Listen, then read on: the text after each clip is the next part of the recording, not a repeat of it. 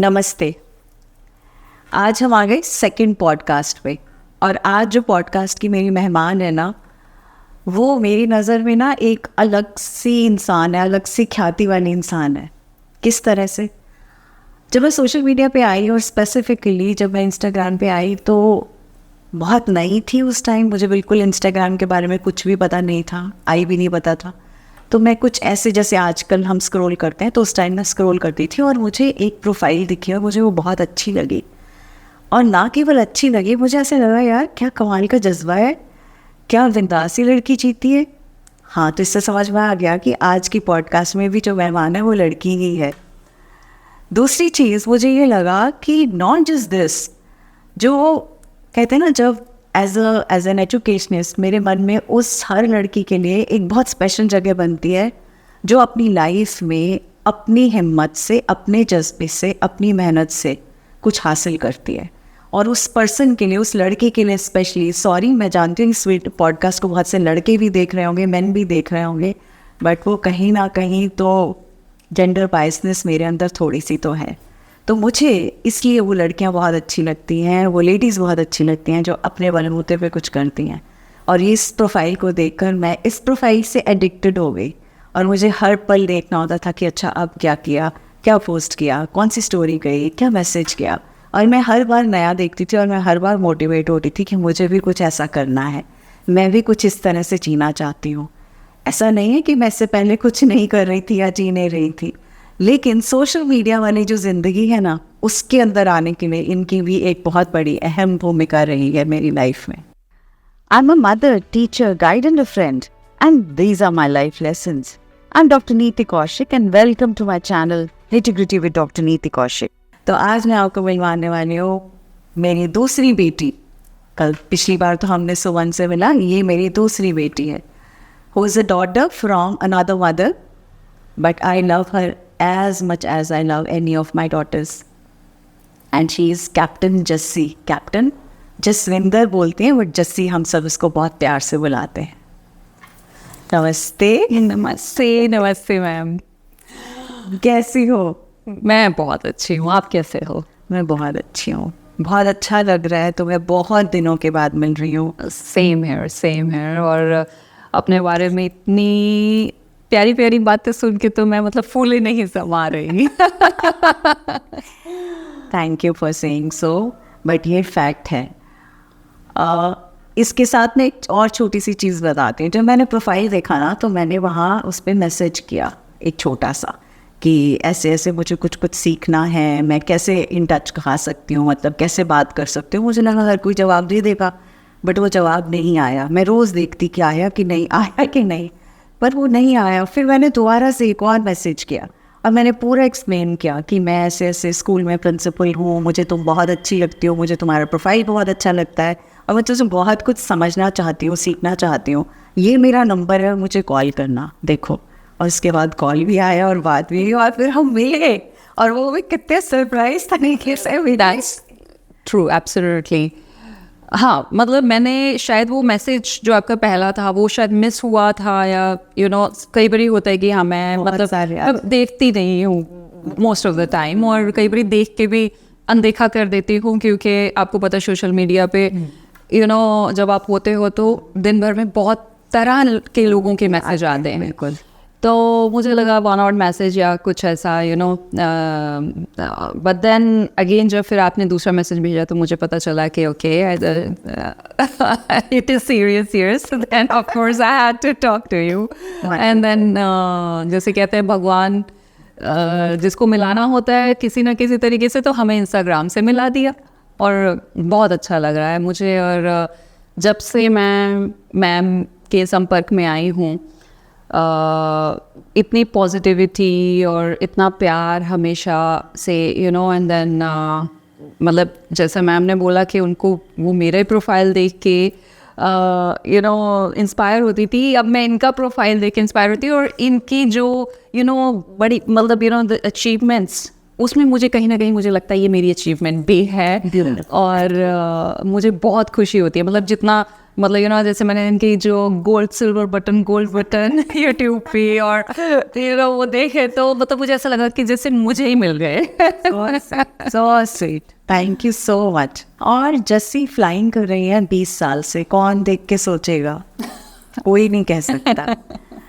मुझे हमेशा ये लगता था, अच्छा जस्सी एक छोटी सिटी से आती है ना, छोटा टाउन ही कहना चाहिए मुझे। और जब मैं अपने आप को पीछे मुड़ के देखती हूँ तो मैं भी छोटी सिटी से आती हूँ, हिसार। मतलब अब तो शायद जानने लगे हैं, उस टाइम पे तो कोई जानता भी नहीं था हिसार नाम की भी कोई जगह है। और ऐसे ही उस टाइम में एक लड़की का as a pilot profession choose करना वॉज नेक्स्ट टू इम्पॉसिबल। मतलब वो लोगों को थॉट भी नहीं आता। जब हम वहाँ होते हैं, छोटे टाउन्स में होते हैं, तो हमारी सोच तो बड़ी होती है क्योंकि हम बड़ा करना चाहते हैं, लेकिन बहुत सारी हिंड्रेंसेस होती हैं। सबसे बड़ी तो पेरेंट्स की, हाँ, फिर उसके बाद फिनेंशियल का, मतलब पैसे कहाँ से जोड़ेंगे, क्योंकि पायलट बनना आसान नहीं है। मतलब ये नहीं कि आपने कॉलेज में एडमिशन ले लिया, थोड़ी सी फीस दे दी, चले गए। It's a huge amount of money.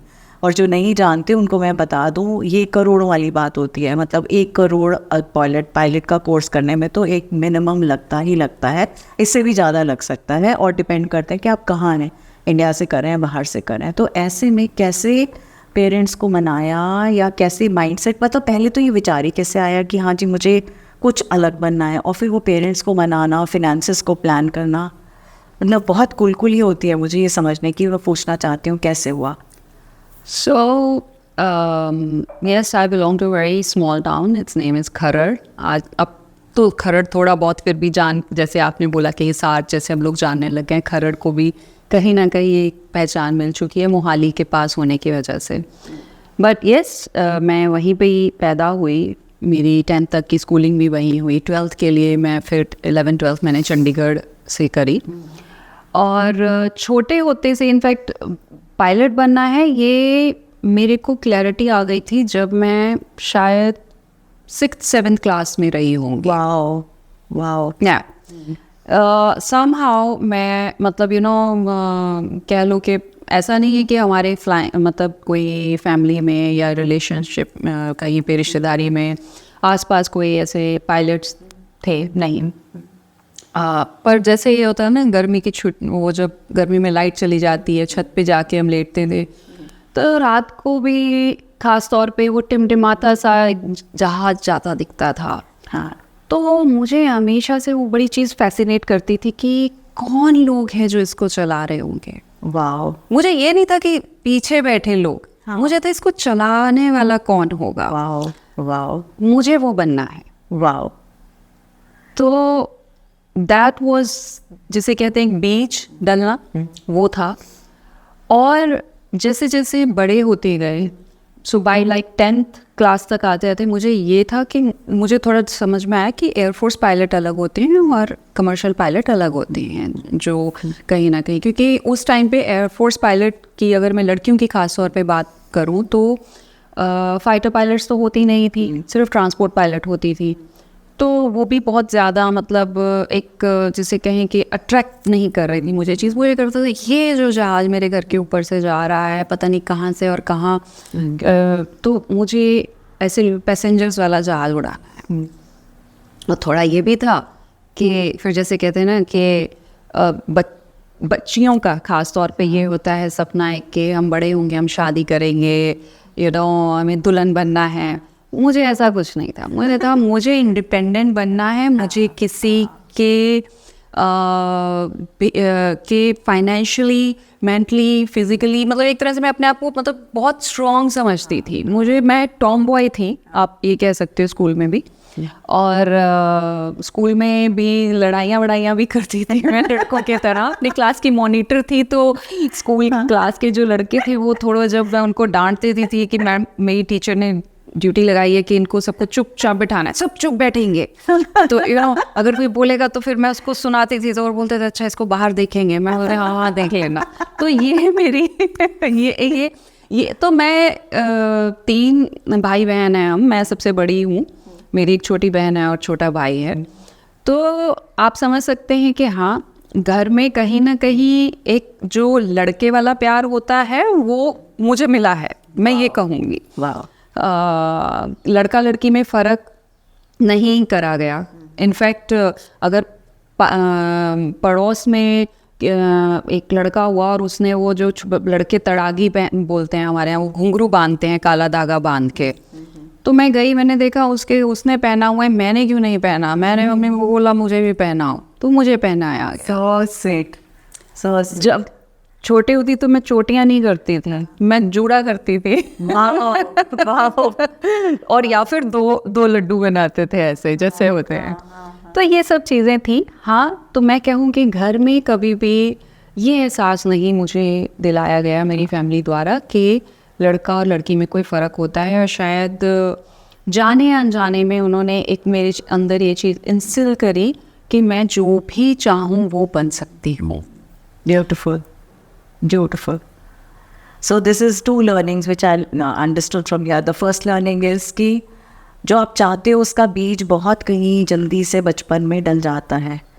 अब एज अ पेरेंट अगर आप ये देख रहे हो तो आप देखो आपका बच्चा क्या बनना चाहता है। अब उस बीज को अगर डला है तो आप उसको ये मत कहो कि मिट्टी डाल के कि नहीं नहीं ये तुम्हारे मतलब का नहीं है।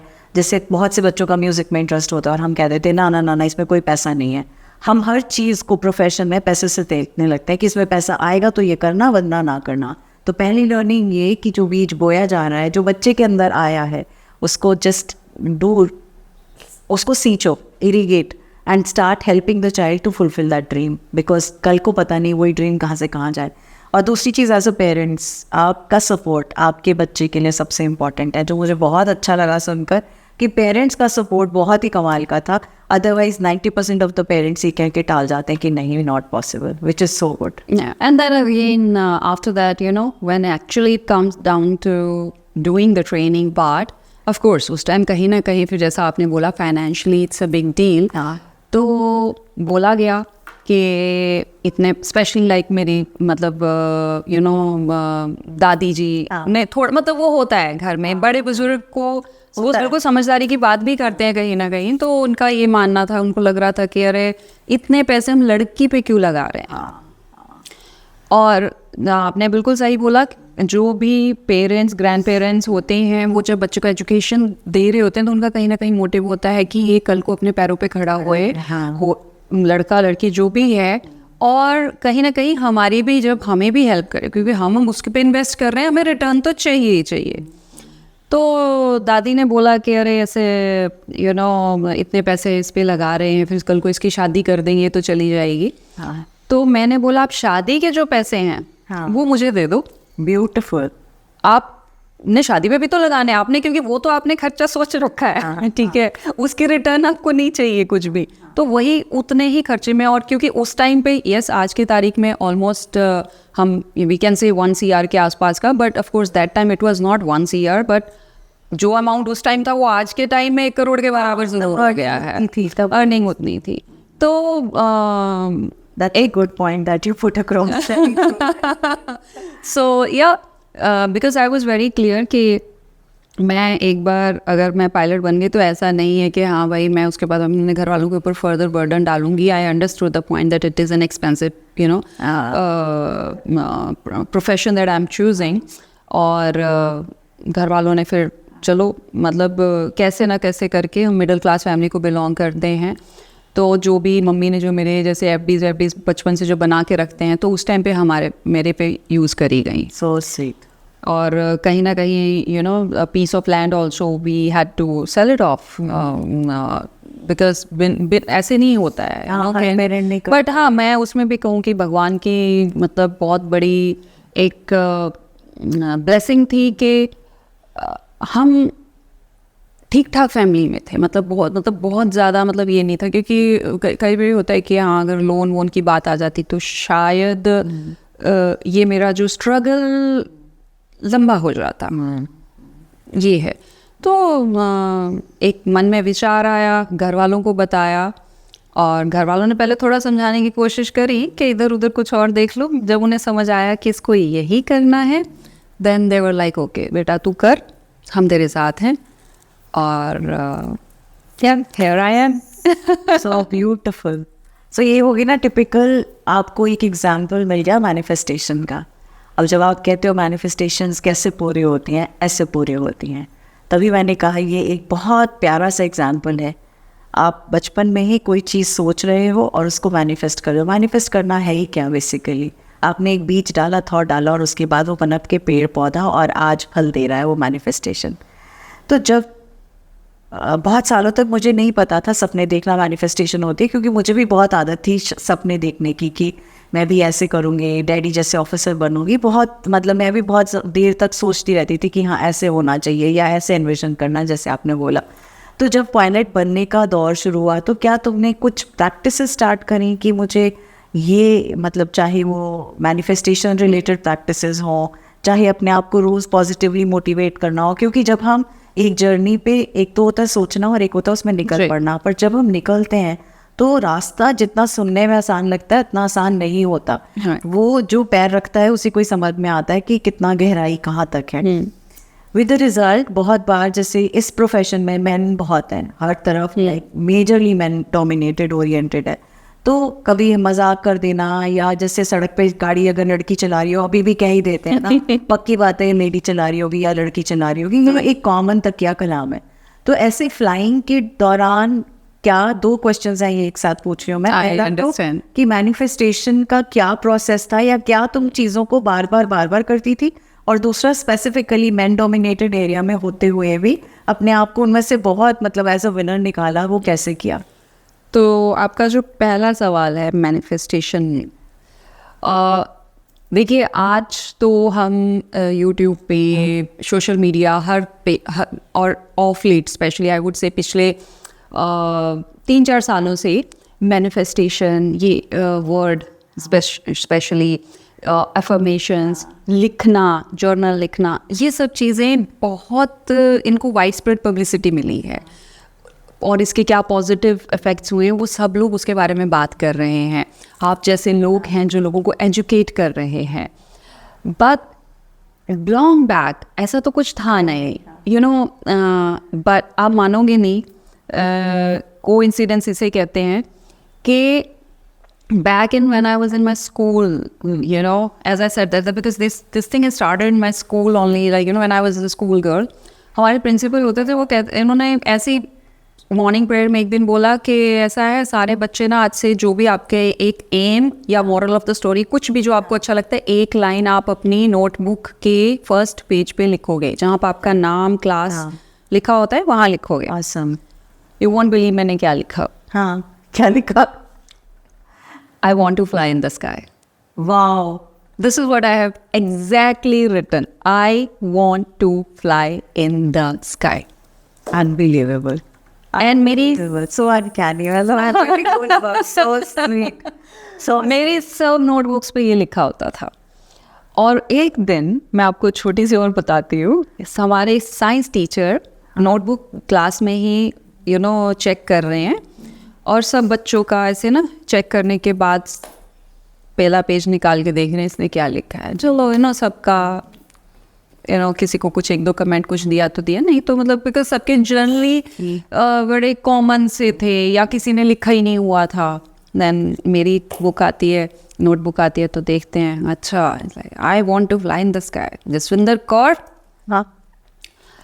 हाँ जी सर. पंखों के साथ उड़ोगी कि बिना पंखों के उड़ोगी? तो उन्होंने अब शायद थोड़ा मजाक में कहा यू नो, और मैं अपने यू नो बेंच से खड़े हुए you know because I was standing and I said sir पंखों का तो पता नहीं पर उड़ूंगी ज़रूर. ब्यूटीफुल. तो आज भी मतलब इस बात को पता नहीं कितने साल हो गए, पर मुझे वो आज भी जब मैं कई बार आंखें बंद करती हूँ मुझे वो यू नो मैं अपने आप को उस क्लासरूम में पाती हूँ, और मैं यू नो सोचती हूँ कि हाँ देखो उन्होंने मुझे बोला था. और ऑफ कोर्स जब मैं फ्लाइंग शुरू करी, जब मैंने सिर्फ ट्रेनिंग शुरू करी थी अभी, तो तब मैं एक बार अपने स्कूल गई तो वो टीचर मुझे दोबारा मिले and he was very proud that he said that you have achieved you know what you have written all this while and what you wanted to do. Yeah, so I would say कि शायद वो मैं जो लिखती थी you know, और फिर अगर आप देखो मेरा नाम है Jaswinder, so when somebody asks, आजकल मैं बोलते हैं ऐसा जसविंदर विद द वी, मैं बोलती हूँ नहीं, with the wind. Wow wow. Because my name spells like JASWINDER. So I said just it's Jaswinder with the wind. तो कहीं ना कहीं शायद कनेक्शन यहाँ से वहाँ, तो मुझे वो लगता है कि हाँ, शायद मैं जो लिखा अपनी डेस्टिनी मैंने खुद से लिखी. और स्क्रिप्टिंग का क्लियर कट एग्जाम्पल, जर्नलिंग का क्लियर कट एग्जाम्पल. ब्यूटीफुल. जब तुम ये बोल रही थी ना, मैं ऐसी वन में सोच रही थी अगर मुझसे ये क्वेश्चन पूछा होता तो मैं क्या जवाब देती. जनरली जब हम क्वेश्चन आंसर्स राउंड देख रहे होता है तो मैं जब भी कोई किसी से क्वेश्चन पूछता है ना, मैं ये नहीं देखती उससे आंसर क्या दिया, मैं ये सोचना शुरू करती हूँ मेरे ऊपर पूछा होता तो मैं क्या जवाब दे रही होती. तो मैं एग्जैक्टली यही सोच रही थी, पंख हो ना हो उड़ूंगी जरूर. कोई हर situation exactly same you said. Exactly. So I think this is the reality कि हम जिस चीज़ को एनर्जी देते हैं, एनर्जी इज ऑल अबाउट आपका फोकस, आपका थॉट, और वो ही बन के आपके सामने एज रियलिटी 3D रियलिटी में सामने आता है. तो इसलिए हमें बहुत इम्पॉर्टेंट है इस चीज़ को ध्यान रखने के लिए. This is another point which I would want you to please pen it down, write it, always remember. जिस चीज़ को आप जर्नल कर रहे हो, स्क्रिप्ट कर रहे हो, उसको ऐसे हवा में मत सोचो कि पता नहीं इससे कुछ होगा कि नहीं होगा. हैव फेथ कि आपकी स्क्रिप्टिंग है, आपने लिख दिया तो वो आपने कह दिया, कर दिया, एंड उसके बाद let now universe decide how it has to bring it into a 3D reality for you. Yeah. And your second question, yes, pilot, being a pilot, it's very much a male dominant area, though I'm very proud to say that, as an Indian, we have the highest percentage of women pilot in India. Wow. Yes. So worldwide percentage is just about 5%. Just about, imagine 100 male and maybe 95 male and 5 female pilots, and in India it is 15%, which is 3 times more than the worldwide. Beautiful. Yeah. Beautiful. Having said that, 15% is still not, it's not 50-50, or it's not 75-25, and when I started, उस time पे तो कम था, अब धीरे धीरे बढ़ता जा रहा है. लेकिन इसके साथ साथ मैं ये भी कहूँगी कि एज सच मतलब मैं ये बोलती हूँ कि जो मशीन है उसको नहीं पता कि उसको चलाने वाला या चलाने वाली पायलट मेल है फीमेल है. It's a machine, and female pilots are, I would say, there because females are any which way multitaskers. Yes. और मल्टीटास्किंग में ना वहाँ पे जो एयरक्राफ्ट को चलाने में और बाकी जो 10 चीज़ें और होती हैं तो वो थोड़ी ज़्यादा अच्छे से करती हैं, केयरफुल होते हैं. मानती हूँ 100%, I agree to this. As a pilot जो स्ट्रगल आई थिंक किसी लड़की को जितना करना पड़ता शायद मुझे भी उतना ही करना पड़ता. मिडिल क्लास, हाँ, लड़का थोड़े वो होते हैं ना नखरेबाज के, फ्लाइंग स्कूल जाना है तो पापा मोटरसाइकिल दिलाओ. हाँ. मैं बस में चली जाती थी. तो मैं आप मानोगे नहीं, मैं खरड़ से करनाल बस से आती थी, फिर अपना एयरक्राफ्ट उड़ाती थी, उसको मैं पिंजौर लैंड करती थी. पिंजौर से मैं बस पकड़ के घर जाती थी, अगले दिन फिर आती थी, पिंजौर से एयरक्राफ्ट लेके करनाल उतारती थी और करनाल से फिर खरड़ आती थी. मेरे घर से करनाल इज ऑलमोस्ट 125 किलोमीटर लगभग है. तो ये सब था. उसके अलावा जब जॉब के लिए मैं इंटरव्यू देने के लिए गई तो जैसा आप बोलो लड़की होने के नाते यू कैन से दैट थोड़ा अकेले पहली बार ट्रैवल कर रहे. और मेरे साथ ये रहा है कि मैं हमेशा से मतलब मेरे घर वाले मम्मी पापा कोई ऐसा नहीं है कि साथ साथ में जाएंगे, नहीं. मैं अकेले ही जाती थी. मैं बेंगलोर गई और डेक्कन, जो मेरी air Deccan was my first airline, और उसके लिए इंटरव्यू दिया. पहला रिटर्न हुआ, रिटर्न क्लियर हो गया, अगले दिन इंटरव्यू था. मुझे एक रात रुकना था वहाँ पे. तो एक छोटा सा होटल कह लीजिए या गेस्ट हाउस कह लीजिए वो था. ज़िंदगी में शायद मैं पहली बारी अकेले एक गेस्ट हाउस या होटल में के कमरे में थी. और शायद अभी फ़नी लगेगा सुनने में, बट मैंने दरवाज़ा, मुझे लगा रात को कोई दरवाज़ा खोल के अंदर ना आ जाए, मैंने दरवाजे के आगे जो भी फर्नीचर होता है सब लगा दिया, और जो speed dial 100 number speed dial, women self speed dial पे, अब मेरे उस टाइम जो छोटा सा मोबाइल फ़ोन होता था उस पर करके रख लिया कि हाँ ठीक है, और मैं लाइट जला के सो रही हूँ, अब तो कुछ नहीं होगा। वो दिन था। और देखिए एक आज के दिन है कि जब मैं मतलब जो होटल्स में जाना रहना वहाँ पे it's second nature. I call most of the hotels I call second home. कोई मैं सोलो ट्रैवलिंग इतनी करती हूँ, तो हाँ वो एक मतलब उस टाइम के हिसाब से एक एज अ गर्ल, मतलब शायद अगेन मैं अब मुझे नहीं पता, अगर लड़का भी कुछ जो घर से बाहर नहीं कभी गया हो तो अगर वो जाए ऐसे तो उसको भी शायद लगे। एंड फ्लाइंग वाइज जब आप आ जाते हैं तो हाँ ये चीज़ ज़रूर होती है कि अगर क्लासरूम में 10 लड़के हैं, आप एक अकेले लड़की हो, तो गॉसिप करने के लिए ज़्यादा लोग नहीं हैं, आप उन्हीं लड़कों का गॉसिप सुनते हो फिर आप। और ट्रेनिंग के लिए भी जैसे मैं गई थी तो हमारा 8 लोगों का बैच था जब फर्स्ट ट्रेनिंग हुई थी, और उसमें मैं अकेले लड़की थी जब हम लोग फ्रांस गए थे 2 महीने के लिए। और अदर देन दैट फ्लाइंग में भी जब हम ऑफिस जाते हैं तो mostly you know my co-pilots are male, but at the same time because as I said that we have 15% now female pilots, and I get a privilege to fly as a co-pilot to a female captain. And then when I became a captain, I number of times it has happened that the whole crew, be it behind the cabin crew, of course, them, and then my co-pilot, all female. And it was one of the Women's Day, I still remember. It was a charter flight, so for our army personnel. So सारे उसमें passenger जो थे obviously charter flight ही तो mail थे, army वाले थे, और उस फ्लाइट को ऑपरेट करने वाला जो भी सारा क्रू था वो फीमेल था। So proud. जसिंदा, तुम्हारा नाम स्टार्ट होता है जे से, तो जब मैंने जस्सी देखा जे तो मेरे मन में दिमाग में एकदम से जे की कैरेक्टरिस्टिक्स आ गए।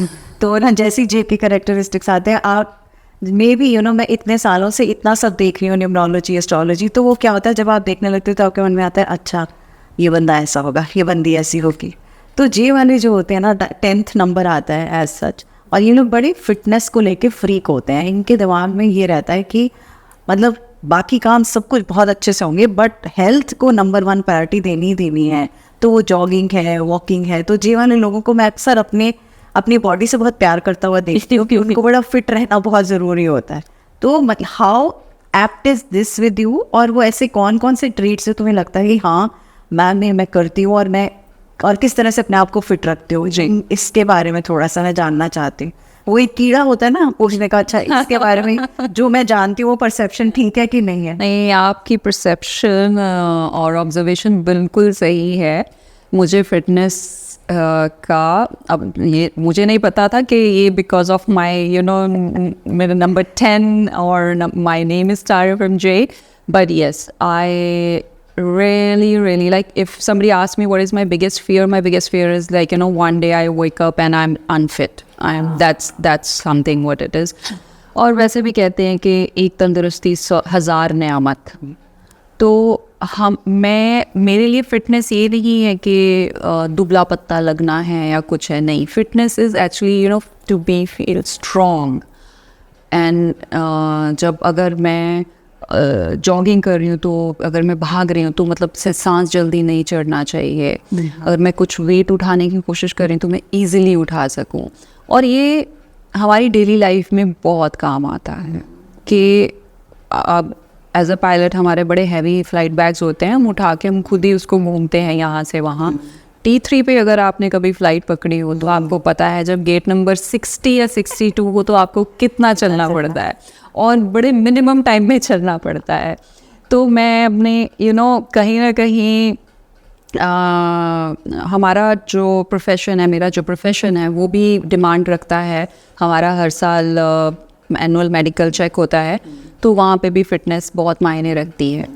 तो अपने आप को फिट रखने का जहाँ तक सवाल है, तो बेसिक मैं कहती हूँ कि ठीक है, आपको ये नहीं है ज़रूरी कि आप हर रोज़ 2 घंटे जिम में लगा रहे हैं या एक स्पेसिफिक कोई मशीन्स हैं वो कर रहे हैं, नहीं।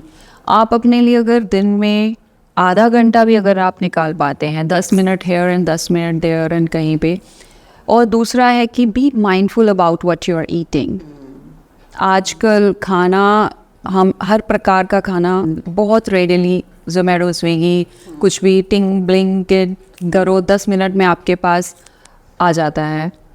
तो just because it's available with, you know, just one touch of a button, we should be little, you know, I would say, think what we are going to order, because what we are going to order we're gonna eat.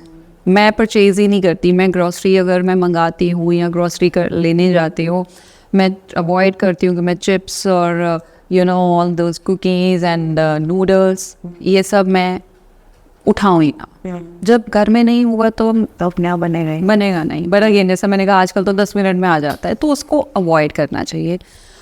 Fitness में जितना important exercise है, उससे कहीं ज़्यादा importance है खाने की। आप क्या खा रहे हो और किस टाइम पे खा रहे हो। मेरा यूजुअली डिनर टाइम 7 बजे तक हो जाता है। जब मैं फ्लाइंग करती हूँ तो मैं घर से अपना खाना लेके जाती हूँ। मैं जो फ़्लाइट में खाना मिलता है वो हम रोज़ रोज़ नहीं खा सकते। I am not saying it's bad, but it doesn't have much of a nutrition value because it's frozen once and then heated. So I prefer to carry my own dabba. If there is like a long day, at times I am, you know, that's why I said ना, मेरा bag बड़ा भारी होता है, तो वो आप गलत मत समझिए, किताबें इतनी नहीं होती है, खाना उसमें ज़्यादा होता है। ब्यूटीफुल। तो खाने पीने का ध्यान मेन रखें और कुछ ना कुछ फिजिकल एक्टिविटी जो भी आपको अच्छा लगता हो, be it yoga, be it like walk, और यू नो ऐसे कूद फान। अगर आप देखोगे, जब हम छोटे होते थे तो हम कितनी सारी फिजिकल एक्टिविटी करा करते थे। अब हम बहुत कम करते हैं। इवन एज ए बच्चे भी यू नो मोबाइल पे ज़्यादा और वीडियो गेम्स और इंडोर रहना पसंद करते हैं। Go out, enjoy the nature. So beautiful. मतलब कमाल की बात है। एक तो मेरी एक मिथ थी ना, तो ये तो क्लियर हो गई। पहली मिथ तो ये थी मेरे दिमाग में कि आजकल के बच्चों को बाहर का ही खाना पसंद है, क्योंकि मैं घर में देखती हूँ हर रोज़ कुछ ना कुछ आ रहा होता है। तो पहली मिथ तो ये क्लियर करी कि बाहर का नहीं मंगाते। दूसरी, पिक करने में सामान जब लेने जाते हैं तो वो कलरफुल लेबल्स को देख के वो नहीं खरीदते। देखो, कहीं ना कहीं कहते हैं ना, आपके वचनों से ज़्यादा जो आप कर रहे हो वो प्रैक्टिकली दिखाई देता है, तो वो यहाँ दिखाई दे रहा है। तो बहुत क्लियरली। और डब्बा पैक करके लेके जाना, मतलब वाकई में बहुत ज़रूरी है कि हम अपने घर से ही लेकर जाएं, और थोड़ा सा भी हो सके, जितना हो सके अवॉइड किया जाए उतना अच्छा है। तो ये बातें सुन के तो मुझे बहुत मज़ा आ रहा है, और ये बात रीइंफोर्स भी हो गई, तो in a way it is very good. एक चीज़ मेरे मन में है, जब भी मैं कोई चीज़ बड़ा स्टार्ट करना लगती हूँ, कुछ भी बड़ा क्या, इनफैक्ट हर रोज़ ही मेरे दिन की शुरुआत सबसे पहले अपने माइंड पे काम करने से होती है। और ये मेरी लाइफ में जब चेंज आया, जब मैंने बाहर की दुनिया को इम्पोर्टेंस देनी कम करी और ख़ुद को देनी शुरू की, यानी अपने माइंड पे काम करना शुरू किया, माइंडसेट पे काम करना शुरू किया, और उससे मेरी लाइफ में मेजर चेंज आया। तो मैं अपने दिन की शुरुआत, चाहे वो एफर्मेशन से हो, चाहे जाप से हो, कभी 3-4 बजे नींद खुल जाती है तो बस सिर्फ बैठ के कुछ भी जो मंत्र दिमाग में आता है वो बोल लेती हूँ, या कुछ भी। जैसे ऑफिस आती हूँ तो सबसे पहले मेधा सुक्तम चलाती हूँ, मुझे एकदम से शांति पड़ती है। फिर उसके बाद दिन भर में कुछ चलता होता है, कुछ ना कुछ। तो व्हाट इज़ योर रूटीन? और इस मतलब मुझे करने से मेरे को बहुत सी चेंज आया है। मतलब मेरा attitude towards life, attitude towards my work, plus जो कंसिस्टेंसी, काम की तरफ ध्यान देना या काम को फोकस्ड वे से करना। अदरवाइज डिस्ट्रैक्शन तो आज के ज़माने में बहुत सारी हैं। तो क्या तुम इनमें से कोई ऐसी प्रैक्टिस है जिसको तुम, बीइंग अ पायलट, क्योंकि आपको भी बहुत फोकस्ड रहना पड़ता है, मतलब अब जहाज़ में देखो तो इतनी कॉम्प्लिकेटेड मशीनरी है। मैं तो 1-2 बार गई हूँ बेटे के साथ, तो जब जाके देखा है तो मुझे ऐसा लगा, भाई गॉड, ये धन्य हो आप लोग, कैसे इतनी मशीनरी को मैनेज करते हो। तो क्या there is something which you do in order to keep your focus? कुछ ऐसी चीज़ें करते हो? So day to day life में जैसा मैं अगर देखूँ तो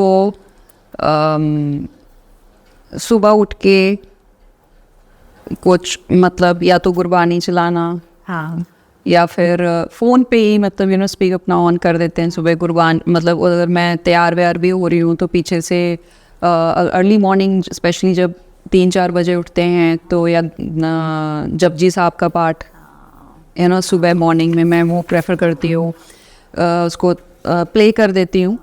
खुद से तो खैर इतना टाइम कई बारी नहीं होता, नहीं है तो कई बारी गाड़ी में बैठे बैठे सुनती हूँ। तो उससे I might not be a very religious person, but I'm a very spiritual person. Beautiful. तो जब छोटे होते थे और वो भी बीच जैसे मैं कहूँ कि बचपन से ही क्योंकि डला हुआ है, दादी बेबे जी बोलते थे हम, तो हमारी दादी जी के साथ वो हमें गुरुद्वारे लेके जाती थी हर रोज ही, और वेडनेसडे को स्त्री सत्संग होता था। तो वहाँ पे वो मतलब मेरी दादी जी ने एक तरीके से उन्होंने शुरुआत करी थी कि जो मोहल्ले की लेडीज़ हैं तो वो सारी गुरुद्वारे में इकट्ठी होंगी और दोपहर को अपना स्त्री सत्संग करेंगी, और वो आज भी प्रथा चल रही है। इतने दादी जी चले गए बट वो उनकी मतलब कह लो याद में आज भी वो चल रहा है। हाँ। तो हर वेडनेसडे हम जाते थे दादी के साथ, और वहाँ पे फिर अब ये होता था कि एज ए सुखनी साहब का पाठ होना है, फिर शब्द बोले जाने, और as a child also you know recite शब्द बोलने। तो वो चीज़ सी, और आज इतने टाइम बाद भी मतलब गुरबानी गुरुद्वारे जाने का जब भी टाइम लगता है, और and for that matter any religious place एक पॉजिटिविटी होती है। मैं अभी पीछे फ्रांस गई हुई थी, तो वहाँ पे स्ट्रासबर्ग में they have a very big cathedral. It's I think at one point I think right now it's 6th tallest cathedral in the world. और मैं ऑलमोस्ट हर रोज़ ही उसके वहाँ से पास से निकलती थी, तो मैं अंदर जाके मुझे हमेशा ना बड़ा अच्छा सा लगता है। मतलब ऐसा नहीं है कि just because I am sick तो मैं मतलब गुरुद्वारे में ही जाती हूँ, नहीं, जहाँ पे भी शांति मिले। अपने घर में शांति मिलती है, अपने घर में आंखें बंद करो और भगवान को याद करो, वो चीज़ ज़रूरी होती है। प्रे करना is important for me. I do pray. अगर मैं फ़्लाइट पे भी जब जाती हूँ तो जाके जैसे हम कहीं पे भी अगर हमारे यहाँ मतलब इंडियन ट्रेडिशन कह लो जो है कि हम थोड़ा ऐसे हाथ लगाते हैं, तो ऐसे तो मैं करती हूँ तो मैं उस टाइम में मुझे ये नहीं लगता कि लोग मेरे को देख रहे हैं क्या है, कौन क्या सोचेगा, नहीं, वो मेरा और मेरे भगवान का और मेरी मशीन जो मतलब जिसको शायद मतलब लोग मशीन समझ रहे होंगे बट वो एयरक्राफ्ट है, बट वो मैं उसको समझती हूँ कि नहीं, it is I am connecting with it, ये है। और इस बात के लिए मैं आपको बताती हूँ, मुझे एक कोट बड़ी अच्छी लगती है JRD टाटा की। तो उन्होंने कहा था कि when I work as if everything depend on me. Beautiful. And when I pray that everything is done by God. Wow, so beautiful. तो मेरा 110% इस बात पे बिलीफ है। जब फ्लाइट में भी जब बहुत कुछ हो रहा होता है तब मुझे पता है मैंने करना है और मैं कर रही होती हूँ, मैं करती हूँ, पर एट द सेम टाइम मुझे ये पता है करवाने वाला कोई और है। तो हम अपनी सीट बेल्ट, जब जहाज हिल रहा है, सब टर्बुलेंस हो रहा है, ये हो रहा है, वो हो रहा है, सामने वेदर ख़राब है, हम सीट बेल्ट ऑन करते हैं, पीछे उनको जो पैसेंजर्स हैं और कैबिन क्रू उनको बोल दिया जाता है आप आराम से बैठो। हम अपने भी जिसे कहते हैं कि सीट की पेटी को कस के बांध लेते हैं और फिर भगवान का नाम लेते हैं कि अब भगवान हम निकाल लो यहाँ से।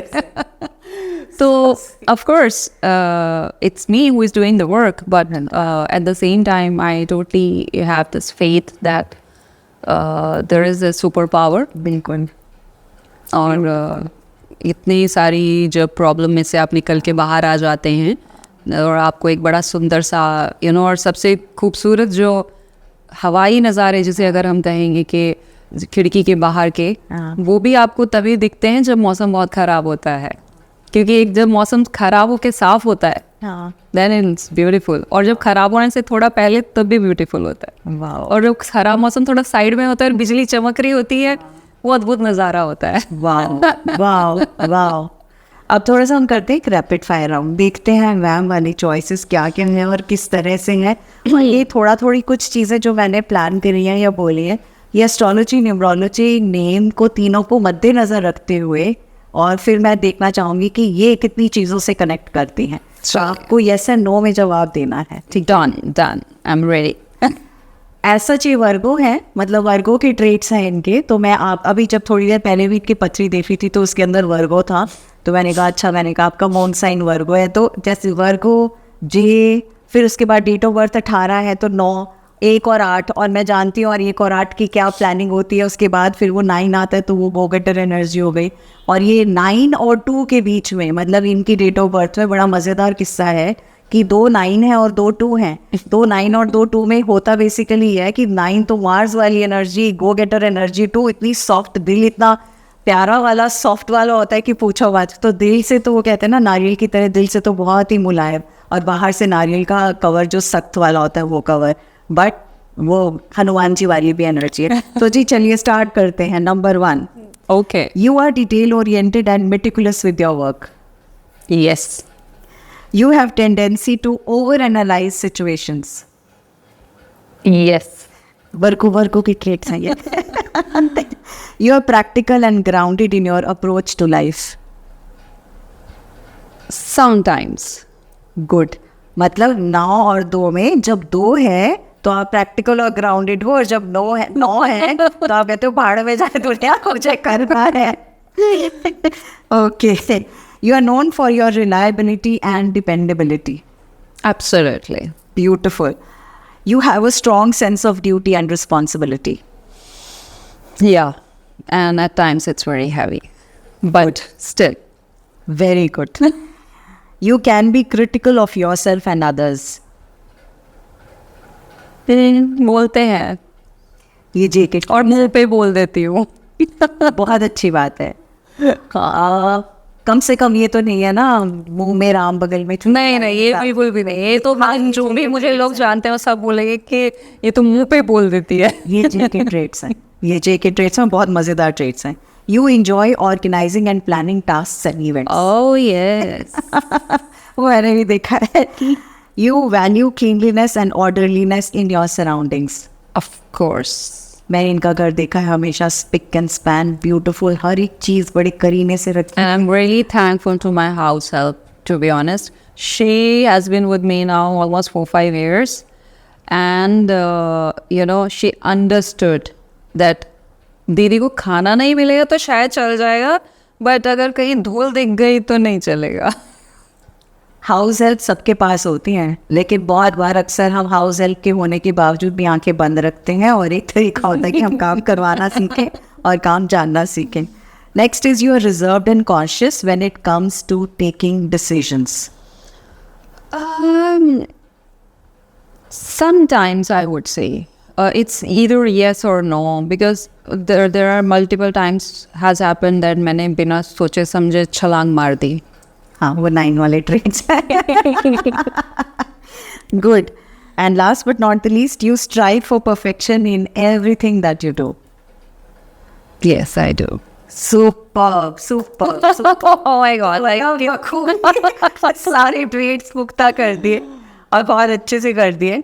सो एज जे पर्सन भी कर दिए, एज वर्को पर्सनालिटी भी कर दिए, और कॉम्बिनेशन बिटवीन 9 and 2 भी कर दिए। तो देखो कितने क्लियरली, और है ना कितनी अमेजिंग चीज़ है कि हम बहुत सारे ट्रेड्स के साथ जुड़ जाते हैं नोइंग अननोइंगली, कि अच्छा ये इसलिए है, ये इसलिए है, ये इसलिए है।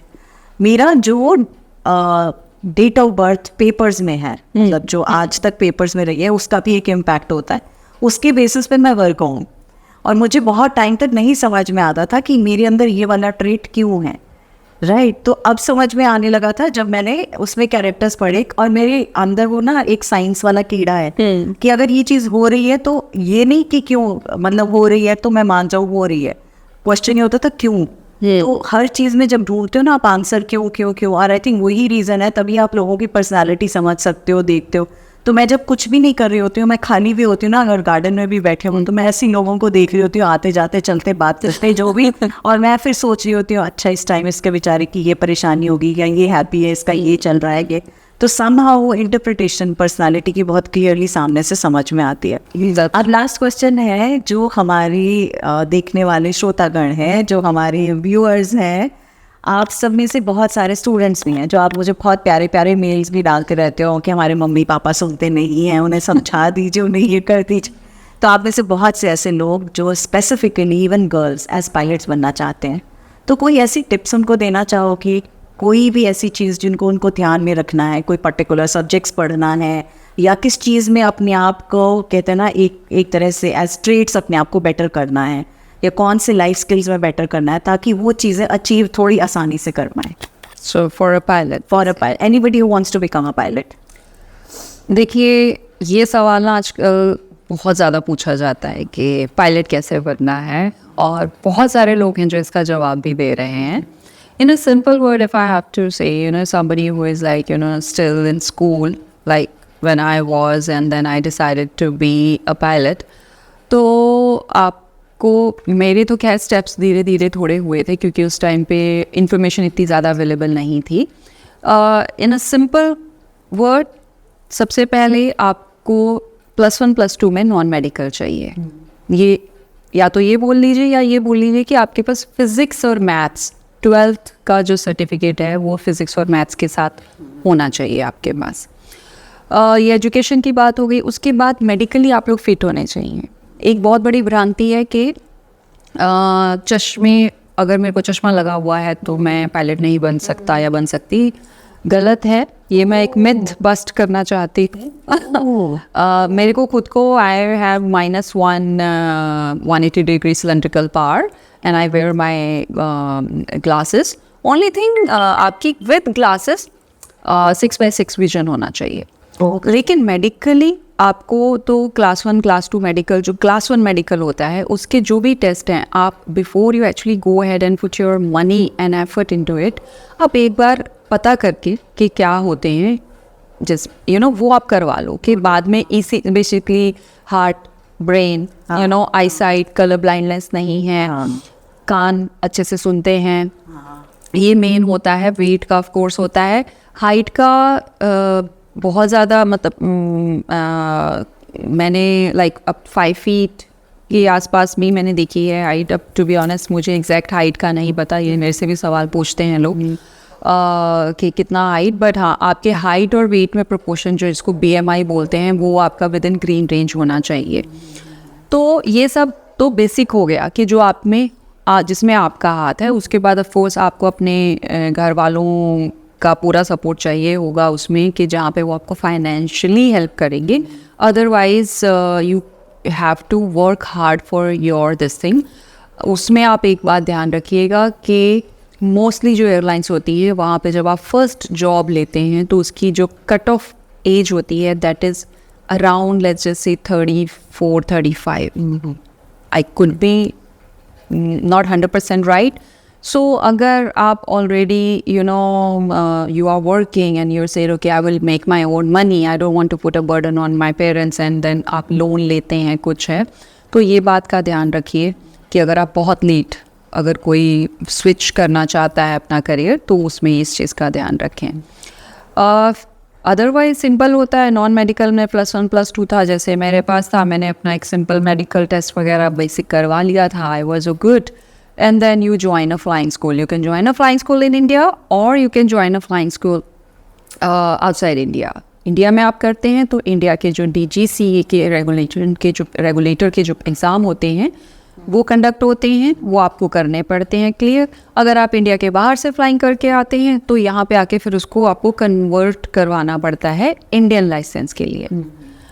बहुत ज़्यादा जानकारी चाहिए तो आप प्लीज़ इसके लिए तो हमें एक अलग से पूरा पॉडकास्ट करना पड़ जाएगा आई थिंक। ये बेसिक क्राइटेरिया है।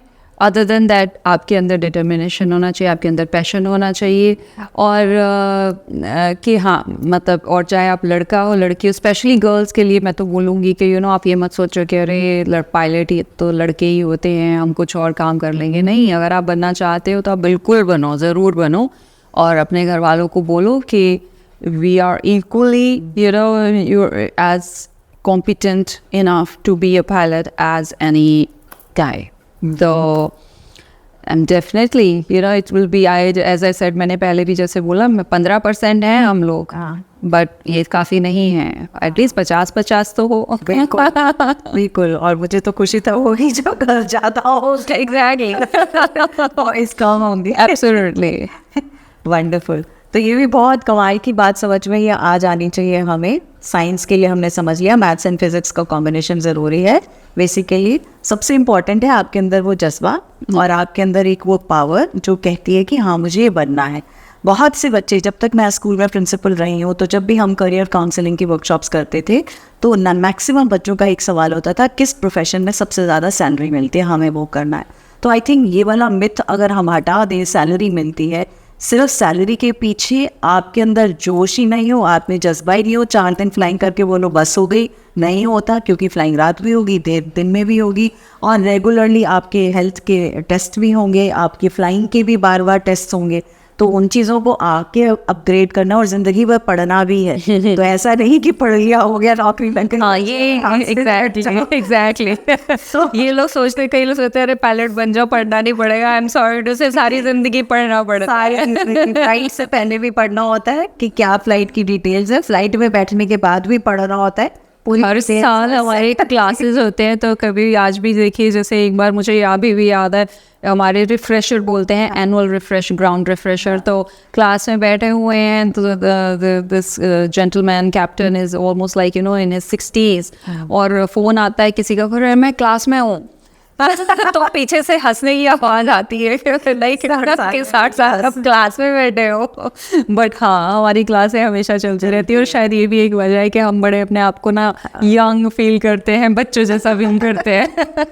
तो ये थी हमारी आज की सेकंड पॉडकास्ट। अब आप मुझे बताइएगा आप और किस तरह से लोग चाहेंगे कि मैं अपने पॉडकास्ट पर लेकर आऊँ, ताकि हल्के फुल्के, interesting, knowledgeable but at the same time कुछ वैल्यू एडिशन आप सबकी लाइफ में हो सके तो बहुत अच्छा हो। और हाँ, आपकी फैमिली में, आपके फ्रेंड्स में जो भी कोई एस्पायरिंग पायलट्स हैं, या जो भी कोई माइंडसेट पे काम करने की समझते हैं, या इवन मैनिफेस्टेशन से रिलेटेड स्टोरीज़ के ऊपर बिलीव करते हैं, तो please share this video with everybody so that they are benefited. उनको भी अच्छा लगेगा और आपको भी मज़ा आएगा सुनने के बाद, देखने के बाद। Share with family and friends. आप सबका तहे दिल से स्वागत, आभार और बहुत सारा शुक्रिया। Thank you Jassi, thank you so much for coming. Thank you very much ma'am, आपने मुझे बुलाया अपने सेकंड पॉडकास्ट पे, और मुझे ये मेरा पहली बार है कि मैं ऐसा कोई पॉडकास्ट कर रही हूँ, और मुझे बहुत मज़ा आया आपके साथ। You know, more than that it was more like a conversation with you, but at the same time जो हमारा एक रिश्ता है, जिस तरीके से आप कह लीजिए कि ये उससे थोड़ा हट के था प्रोफेशनली। जैसे यू नो, मैं आपके ऑफिस में आज मैं पहली बार आई हूँ, मुझे बहुत अच्छा लगा। Thank you and I wish you all the very best for your future podcast. And yeah, thank you so much, thank you.